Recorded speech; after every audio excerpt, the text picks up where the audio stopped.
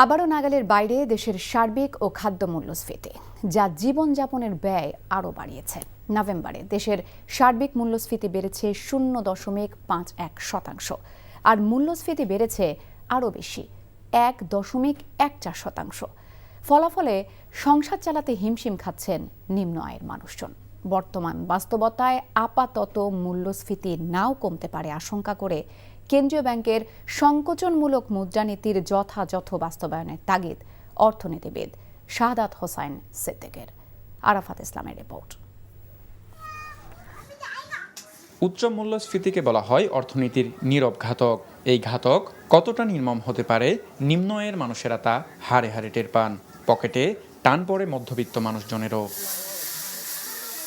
বিশেষ করে খাদ্য মূল্যস্ফীতি যখন বেড়ে যায়, কারণ আয়ের বড় অংশ চলে যায় খাদ্যের পেছনে।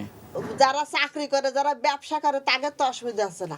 অসুবিধা আছে যে মধ্যবিত্ত যারা, গরিব মানুষ যারা, তাদের। সারা মাস বেতন পেয়ে আমাদের ছেলে সন্তানের দিকে তাকাইয়া আমরা একটা জিনিস কিনে খেতে পারছি না। বাংলাদেশ পরিসংখ্যান ব্যুরোর সবশেষ প্রকাশিত তথ্য অনুযায়ী গেল নভেম্বর মাসে খাদ্যপণ্যে মূল্যস্ফীতি অক্টোবরের চেয়েও প্রায় 1% বেড়ে হয়েছে 13.80%, আর নভেম্বর মাসে দেশের সার্বিক মূল্যস্ফীতি বেড়েছে 11.38%। যদি সার্বিক অবস্থা বিবেচনা করেন তাহলে মূল্যস্ফীতিতে স্টিল না কমার একটা শঙ্কা রয়েছে।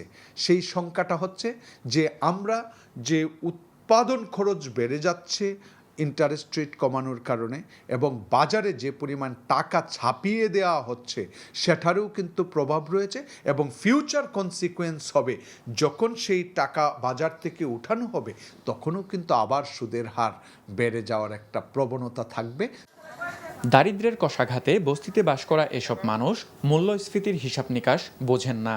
তাদের চাওয়া নিত্যপণ্যের দাম কমুক, দুবেলা দুমুঠো খাবার জোগাতে যেন হিমশিম খেতে না হয়। অভাব সংসারে দুইজনে কর্ম করিয়া সংসার চলে না ঢাকা শহরে। যে টাকা কামাই করি ও টাকা ঢাকা শহরে খরচা যায় আমার। ঘর ভাড়া দিব না খাইবো, বস্তিতে ঘর ভাড়া হইলো 10,000 টাকা করে, 400 টাকা জমা দিয়ে রিক্সা চালায় কয় টাকা ইনকাম করে দেন? এক ঘরে 10 জন ফ্যামিলি, একজন রথের কামাই যদি 80-90 টাকা আলুর কেজি খাইতে হয় তাহলে একটা ফ্যামিলি কেমনে চলে? নিম্ন আয়ের মানুষের প্রত্যাশা পূরণ ও মূল্যস্ফীতি নিয়ন্ত্রণে কেন্দ্রীয় ব্যাংকের বৈদেশিক মুদ্রার রিজার্ভের স্থিতিশীলতা ও খাদ্যপণ্যের উৎপাদন খরচ কমানোর তাগিদ অর্থনীতিবিদদের। ফরেন কারেন্সি রিজার্ভের যে স্থিতিশীলতা।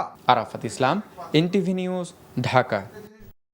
আপনার কি কোনো জব এক্সপিরিয়েন্স আছে? তোর চাকরি দেখা আর আমার কপালে নেই। আমি চেষ্টা করছি, হচ্ছে না, এটা আমার দোষ। টাকা হলে মানুষের অবস্থান পরিবর্তন হয়, কিন্তু রুচির না। এমন ছেলের কাছে বিয়ে হলে যে কোনো মেয়ের আর্থিক নিশ্চয়তা থাকবে। টাকা পয়সা কি সব? আর একটা প্রাইভেট চাকরি করে তো সরকারি চাকরির জন্য চেষ্টা করা যায়। বেসরকারি চাকরি করতে গেলেও টাকা লাগে, লিঙ্ক লাগে, যেটা কোনোটাই আমাদের নেই। জীবনটাকে সবসময় সহজভাবে দেখবে। অর্থ মূল্য ছাড়া কোনো কাজের কোনো মূল্য কেউ দিতে চায় না। বিয়ে করে ফেলো আমাকে। খাওয়াবো কি তোমাকে? বেকার ছেলে মুখ দেখাটা একটা বিরক্তিকর। এক রত্তি বেঁচে থাকার গল্প, আর সত্যি বন্ধুত্বের সংকল্প, সেটা অল্প অল্প করে বদলে যাচ্ছে কল্পনা।